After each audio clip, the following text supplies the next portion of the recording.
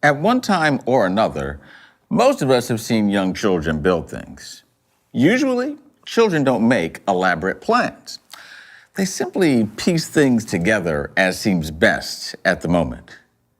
But when adults build things, like homes or other buildings, they understand how important it is to have a reliable plan and to execute that plan as carefully as possible. In many ways, the same ought to be true when followers of Christ build their theology. Theology isn't child's play. We live, work, and worship every day of our lives within the structures that Christian theology provides. And for this reason, it's important to have a reliable plan and to execute that plan as carefully as possible as we build our Christian theology.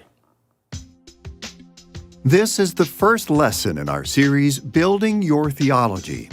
In this series, we'll explore some of the basic directions we should follow to construct a responsible theology, one that honors God and furthers His purposes for our lives. This lesson is entitled, What is Theology? Our answer to this question will touch on some essential considerations we must keep in mind as we study and live out Christian theology.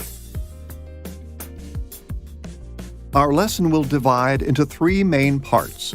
First, we'll look at the definitions of theology. Second, we'll explore the goals of theology. And third, we'll touch on the topics of theology. Let's begin by defining what we mean by the term theology. Christians use the word theology so much that you might think we all agree on what it means. But throughout the centuries, leading theologians have promoted different concepts of Christian theology. The word itself derives from ancient Greek philosophy before the days of Jesus, but it never appears in the scriptures. It isn't found in the Septuagint, the ancient Greek translation of the Old Testament, nor does it appear in the New Testament. This is probably because the word theology had pagan connotations that were unacceptable to early believers.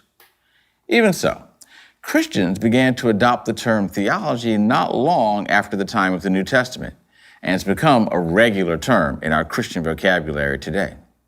Of course, throughout the millennia, we've understood what it means in different ways. So it's important to clarify from the outset the concept of theology that we will follow in this series. We'll discuss the definitions of theology in three ways. First, we'll introduce four typical definitions. Second, we'll describe the tendencies that these definitions exemplify.